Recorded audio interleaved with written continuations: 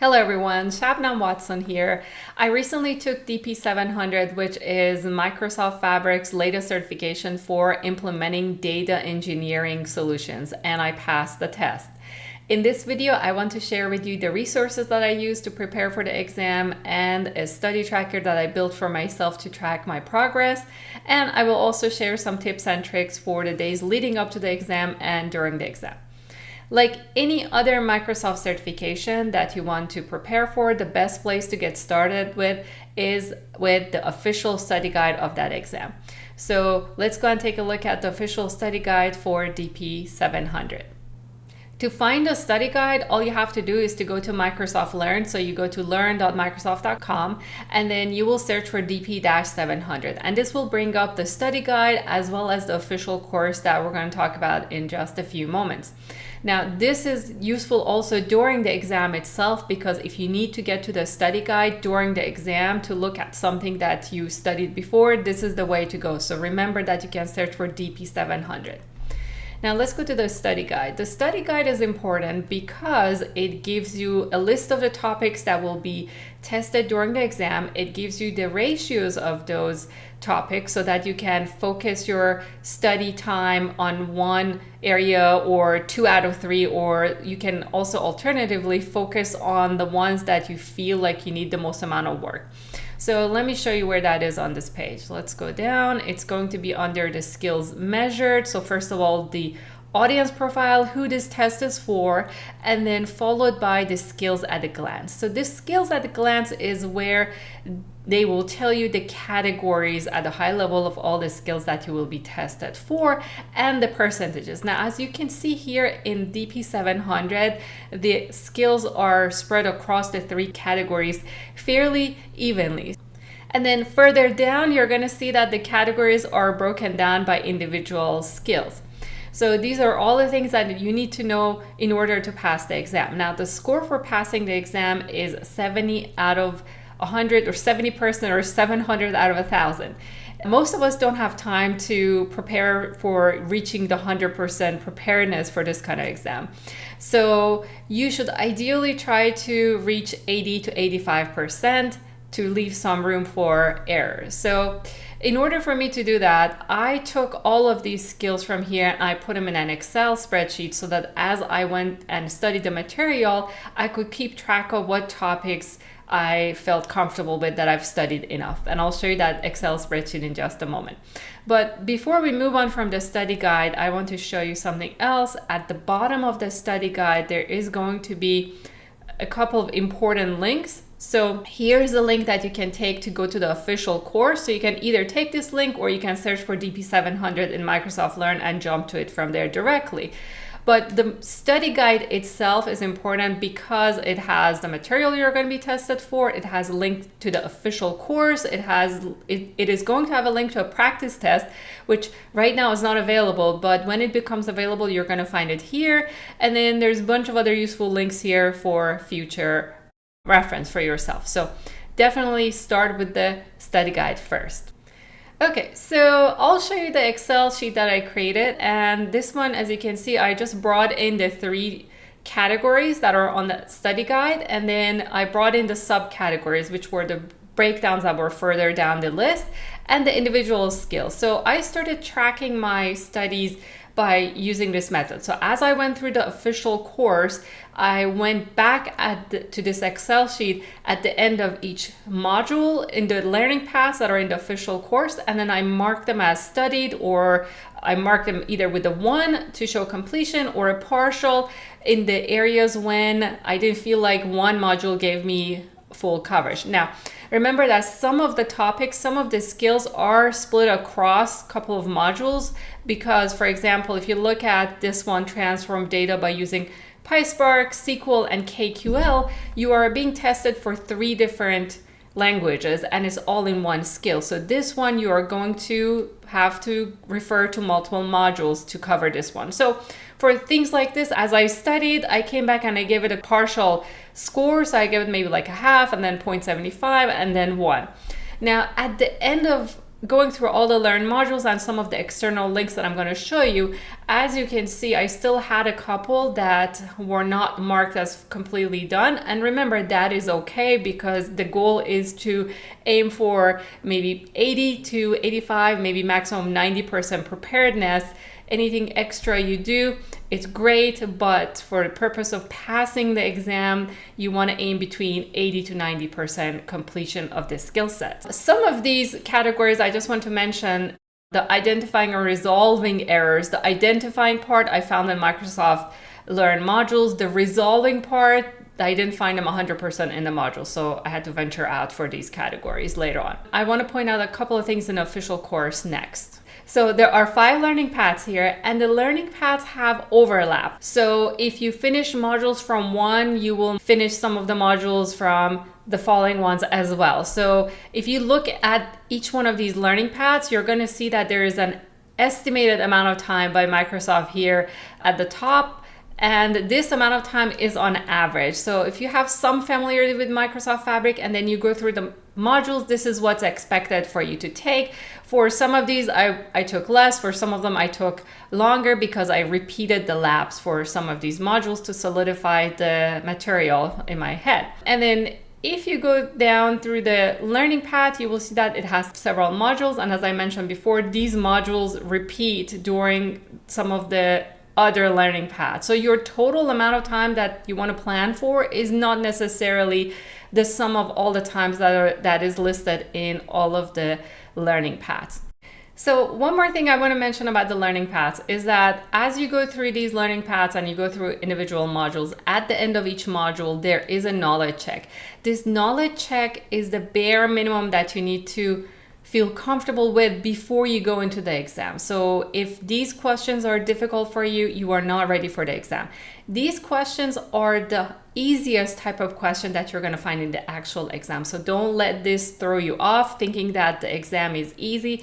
It is not an easy exam. You must prepare for it. These are the easiest type of questions that you're going to get. So make sure that you are good with all of the knowledge checks, bare minimum, before you attempt to go and take the exam. After you go through all the learning paths, it's useful to take a practice test.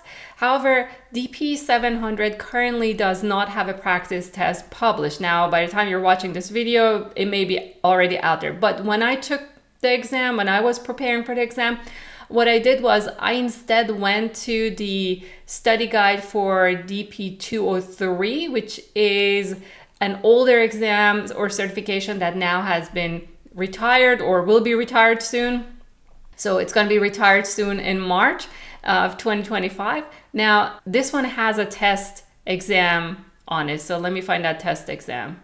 Okay, it's here. So there's a take a free practice test here. But I also want to point out one more thing here on this page. So the exam sandbox is super important. The exam sandbox is provided by Microsoft. This is not provided by the company that's going to proctor the exam. This is by Microsoft, but it gives you a feel for what the exam environment is going to be like. If you have never taken a Microsoft exam or it's been years since you took one, I highly recommend that you go through the exam sandbox and get yourself familiar with it. And then this is the practice test. So this one is a practice test for 203. However, this is still useful because this gives you a better idea of how difficult the questions are going to be. So for example, you have a SQL question here, and I'm just going to randomly pick the last one and then click on check answer, and it gives you some explanation. So you can look at questions that are for SQL and some of the pipeline questions from Azure Data Factory. These topics are going to apply to DP-700. Now remember, the DP-203 is with Azure Data Factory, Azure Synapse Analytics, Databricks. These are all platform as a service products, whereas with Fabric, it's a software as a service platform. So not all of the questions are going to be useful, but for SQL topics and data factory topics such as pipelines, parameters, things like that, this is super useful to go through, and then use the links that are below the answers if you get the answer incorrectly to go and study more. So this is the Power BI report that I pointed to the Excel spreadsheet that I showed you earlier. I use this to track my progress and keep myself motivated. So as I went through the modules, I marked the items as 0 or 1 or partial, and then I came back and refreshed this Power BI report to see my progress go up. Now, this is where I was at the end of my study, which I was at 39 out of 48. Again, I was aiming for somewhere between 80 to 90% before I stopped. And this helped me to, again, keep on track. And then I could go in here and just say, okay, what's left for me to study? And you can see these are the same categories that I showed you in Excel that I did not fully study. By the way, I'm going to share a link with you that is to a blog post that I have on this same topic. And in the blog post, there is a link to my GitHub. You can get the Excel spreadsheet and the Power BI report and my OneNote that I used right before the exam to review my notes. You can get all of them from my GitHub repository. Okay, so now it's time to talk about Microsoft Learn. Now, remember that the exam itself is open book. So what that means is that you are going to have access to Microsoft Learn during the exam. It is going to be opening on the right-hand side of your questions. If you're taking this remote, if you have an external monitor, or if you have a bigger monitor, use that because you can use that real estate during the exam. Microsoft Learn is going to open up to the right, and then the actual exam questions are going to be to the left. So that way, if you have a bigger monitor, you don't have to keep expanding, minimizing, and maximizing Microsoft Learn, because in previous versions, sometimes that dragging and resizing the window caused the exam to crash. Now, I haven't seen this with DP-700. I saw this with the previous exam. Maybe they fixed it since, but since then, I don't like to resize Microsoft Learn. I just open it up, leave it open to the right of my questions, and I go and I open all the tabs that I want to open, all the topics that I want to open before I start going through the exam. So that's the first thing I do. Now, what you have access to is Microsoft Learn, and let me show you how that works. So you will see something like this. So a version of learn.microsoft.com is going to open up during the exam, and you can search for whatever you want. You can have multiple tabs as long as you do not leave Microsoft Learn, you're going to be fine. So the trick is you need to know how to navigate Microsoft Learn, because as you're looking up questions, you will have the timer going on. So you're going to lose time. So you don't want to depend on Microsoft Learn too much, maybe for a couple of syntax checks or for just one picture of one part of the product where you couldn't quite remember. So the way that I recommend you get to Microsoft Fabric is, of course, by searching for Microsoft Fabric, and this will take you to the documentation part for Microsoft Fabric in Microsoft Learn. So this you can do during the exam. Then this is one of the tabs that I had open. So this was my first tab. And then beyond that, what I did was I searched for 3 different terms to open up a KQL syntax page, a SQL syntax page, and a PySpark syntax page, although it's not entirely PySpark syntax only, but that's the part that I wanted to have for the exam. In this exam, you're going to be tested with KQL, SQL, and PySpark fairly evenly. So it's important to have those pages open if you need to look up something. So to search for something that would put you to the KQL syntax area, just pick any KQL function. For me, it was argmax. So I can show you if I go back to the Microsoft Learn's homepage here, if I search for argmax, this will take me directly to that page that I showed you. So this was my way of bringing up the KQL reference that I need. And you can see that all the functions are here. So that was KQL. For SQL, I searched for dense rank. Again, the rank functions are important for you to know. Now, you may or may not get a question on this particular function, but regardless, this is a way to getting to the rest of the functions fairly quickly. So pick up whatever function you think you may need extra help with and search with that one. So this will be your SQL reference. And then with PySpark, I didn't find a function that would directly take me to where I want it to be. So for PySpark instead, I use the actual study guide. Now remember that during the exam, you can search for DP-700 that takes you to the study guide or the collection. And from the collection, I went to using Apache Spark in Microsoft Fabric. And in this one, there's a section where it says work with data in a Spark data frame. So a lot of the syntax that you can get questions on during the exam is on this page. So again, if you need some reminders, this is a great place to have your memory refreshed. Another tip that I learned from someone else's video was that sometimes if you search for an exact phrase that's in the question, it will take you to the right area in Microsoft Learn. So if you don't have a reference page open, you don't know how to navigate for it, but you're still stuck with the question and you have time to review the question, then you can search for the exact same term, and sometimes that helps you to land on the right page in Microsoft Learn. So when you are ready for DP-700, you want to go ahead and schedule your exam. As soon as you can schedule the exam, you should go ahead and do it. Scheduling the exam itself is a motivation to help you get ready to actually take the exam and stay on track. So I highly recommend that you actually schedule the exam. Now, depending on who you're scheduling with, read the fine print.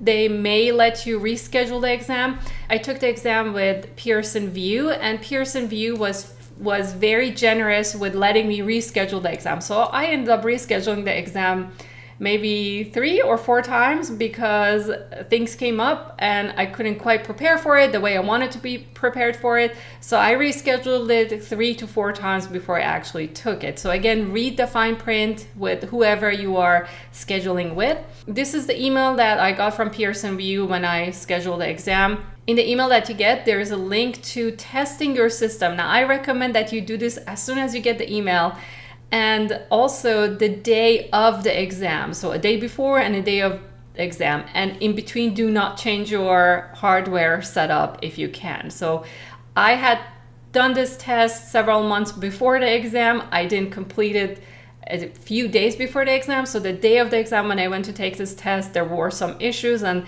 that just caused extra headache that you don't want to have when you're taking the exam. So this will take you through some hardware checks. You cannot have 2 monitors. You cannot have your laptop and an external monitor. If you're with a laptop, you need to close your laptop lid. You need to configure it so it doesn't turn itself off. Of course, you need an external keyboard, and that's how I took the exam, by the way. Or if you just have a PC, that's even better. Again, I took the exam with Pearson VUE, and this is their system test. It checks your microphone, your speakers, your camera, and then it will take you through all the network settings to make sure there isn't a VPN or any other software that's interfering with the exam. Pretty much during the exam, you cannot have any other software running, so you will be prompted to close everything. A couple of more tips for the exam. So when you're scheduling the exam, plan for a time where you have some buffer, because the exam may not start exactly on time. They actually let you in 30 minutes before. Again, I'm talking about if you're taking this remotely. But if you are planning to be somewhere afterwards, make sure that you leave enough buffer so that you can stay longer during the exam. You're not stressing out to leave.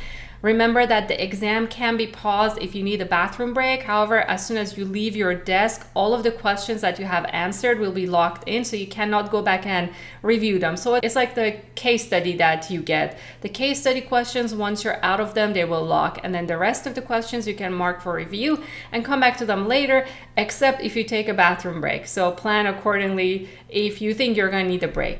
The other tip is that go ahead and answer every single question. There is no penalty for questions that you may get wrong. Just mark them as review so that you can come back and review them, and don't second guess yourself. So when you're coming back, don't second guess yourself. Sometimes that can actually make you pick the wrong answer. And then finally, when you take the exam, again, if you're taking in person or remote, this may be different. If you are allowed at any point to take a screenshot of your results, take a screenshot. So sometimes it takes a little bit for the exam results to come back into Microsoft Learn and show in your profile, or for you to get an email from whoever's proctoring the exam. If it is allowed at that point for you to take a screenshot or print your screen or take a picture with your cell phone, go ahead and do that. It will save you some time and you will have assurance that I've actually passed the exam. Okay, the last thing that I want to show you is real quick is on my blog. I just want to show you that I have the same material that I shared with you here, and I have a link to the GitHub repository where I have put my Power BI report, the Excel spreadsheet, and a OneNote that I use to prepare for the exam and study for it. So I'll show you the OneNote. That's the last thing that I wanted to show you. So as I went through the Learn modules, I took notes. So as I started following the learning paths, I saved the link to the learning path and some notes for myself. Now, these were the notes that were good for me. These were the areas that I wanted to be able to come back and have a second look right before the exam. And by the way, some of the content in here saved me the day of the exam. There were a couple of functions here. I won't name which ones, but there were a couple that really helped me. And then as you can see, there's links to either other Learn modules that are outside of the learning path or to other third-party links that I use. So for example, at the bottom of this, you're going to see that there are some categories, including implementing database projects in Microsoft Fabric. I actually ended up in one of the community blogs from Kevin Chant, and that helped me to be able to get coverage for that material. So for some of the other topics also, I ended up going to other places outside of the official course, and all of these links are in here. So I have this also for you on my GitHub repository that you can take and use. There is a OneNote version and there is a PDF version of it as well. To recap, I used the study guide and the official course, and then I filled in any gaps that there were with the community blogs and videos. And since I took the exam, now there's a Microsoft Learn series going on that you can either join live depending on when you catch this video, or you can watch a recording. These are MVPs and other experts that are going through the Learn modules. Depending on your learning style, if you prefer videos over blogs, that might be your learning style, that might work better for you. And then along the way, I use the Excel spreadsheet, I use my Power BI to give me a high level idea where I was, and then I saved my notes into OneNote for final study the day before and the day of. Remember that practice navigating Microsoft Learn. Take a practice test, even if it's for the previous exam, DP-203 or DP-700, whenever it's out. It's super important that you take the practice test and you feel comfortable with it, and do a hardware test, and do not change your setup from the time that you do the hardware test to the time when you actually take the exam. So I hope that you enjoyed this video and this helps you to prepare for DP-700 and motivates you to go ahead and schedule the exam and take the exam, and I wish you the best of luck. And if you like this video, please like and subscribe for future content. Best of luck.